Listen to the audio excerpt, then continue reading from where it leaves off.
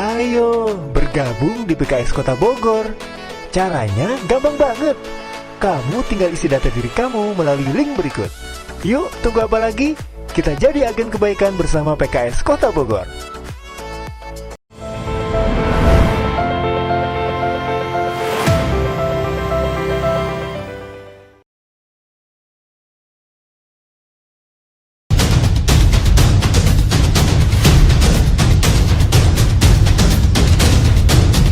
Saya yakin koperasi yang menghimpun partisipasi anggota akan menjadi kekuatan bersama kita ke depan.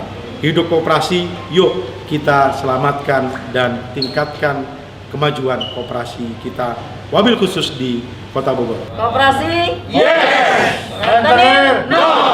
Kontennya nanti kain ini tidak cukup buat saya, harus tambah meteran lagi.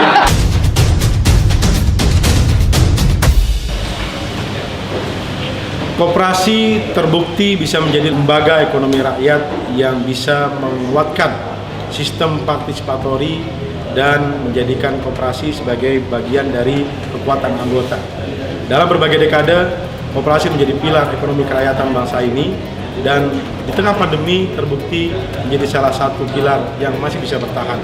Untuk itu, kita berharap bahwa koperasi ke depan tetap menjadi pilar ekonomi kerakyatan bangsa kita, dan justru bisa lebih mengakselerasi dirinya untuk bisa menguatkan ekonomi Indonesia ini semakin jaya ke depan. Lakukan disrupsi, inovasi, dan transformasi kelembagaan yang bisa inovatif dan bertahan di tengah zaman. Saya yakin koperasi yang menghimpun partisipasi anggota akan menjadi kekuatan bersama kita ke depan. Hidup koperasi, yuk kita selamatkan dan tingkatkan kemajuan koperasi kita, wabil khusus di Kota Bogor. Untuk itu diperlukan intervensi kebijakan dari pemerintah, sekaligus juga disrupsi koperasi, melakukan inovasi yang bisa mentransformasi kelembagaannya, bisa menguatkan inovasinya dan menguatkan model bisnisnya, terutama dengan anak-anak muda masa depan. Koperasi harus diselamatkan, koperasi juga harus melibatkan anak muda, dan mudah-mudahan koperasi di Kota Bogor bisa maju terdepan. Dan saya yakin di bawah bimbingan Dinas Koperasi dan UMKM, koperasi kita akan semakin baik ke depan. Jadi ada 3 poin yang ingin saya sampaikan. Pertama adalah kondisi ekonomi kita di tengah pandemi COVID-19. Kemudian yang kedua adalah kita ingin bicara tentang koperasi sebagai role model institusi ekonomi bangsa kita. Dan yang ketiga, kita masuk ke dalam bagaimana strategi dan supporting system yang diperlukan agar model bisnis dan bentuk kelembagaan konsorsium ini tepat bagi pengembangan koperasi Indonesia di masa depan.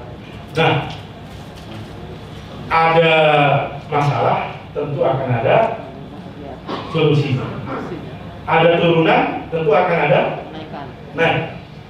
Jadi setelah kita hari ini mengalami kontraksi ekonomi yang begitu berat, yakin, insya Allah, mudah-mudahan di 2022 ekonomi kita akan lebih baik lagi. Contohnya, tadi bisnis ekspor sayuran mulai meningkat, pertumbuhan ekonomi juga sudah mulai meningkat. Nah, koperasi juga harus mulai membidik bagaimana bisa, terutama koperasi produksi, itu bisa menggayat dan membidik pasar menengah ke atas agar mereka mengeluarkan konsumsinya sehingga ini bisa menaikkan ekonomi kita.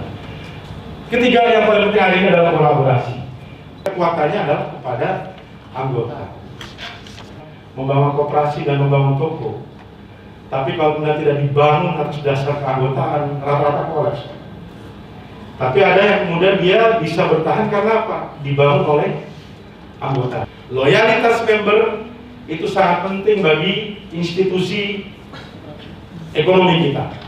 Konteksnya adalah strategi dan supporting system. Pertama adalah intervensi kebijakan. Yang kedua adalah disrupsi koperasi. Jadi mau tidak mau, market itu tidak bisa dibiarkan berjalan sendiri sehingga terjadi yang namanya market liberal. Harus ada intervensi kebijakan dari pemegang regulasi dalam ini pemerintah agar market ini proporsional, adil bagi semua pihak. Sementara koperasi kalau ingin berhasil di masa depan adalah koperasi harus mulai membuka diri agar dia bisa melakukan transformasi yang jauh lebih baik. Hari ini berbeda dengan hari market kita ke depan adalah market milenial market generasi Z, market generasi Alpha. Itu beda cara konsumsinya, beda jenis konsumsinya, beda gaya hidupnya. Sementara koperasi ini juga akan berjalan, namanya ekonomi itu akan memproduksi sesuatu dan memasarkan sesuatu dan juga mengkonsumsi sesuatu. Maka harus ada transformasi. Namanya adalah disrupsi koperasi. Kita harus gelorakan koperasi ini harus milik anak muda juga. Ini yang paling penting.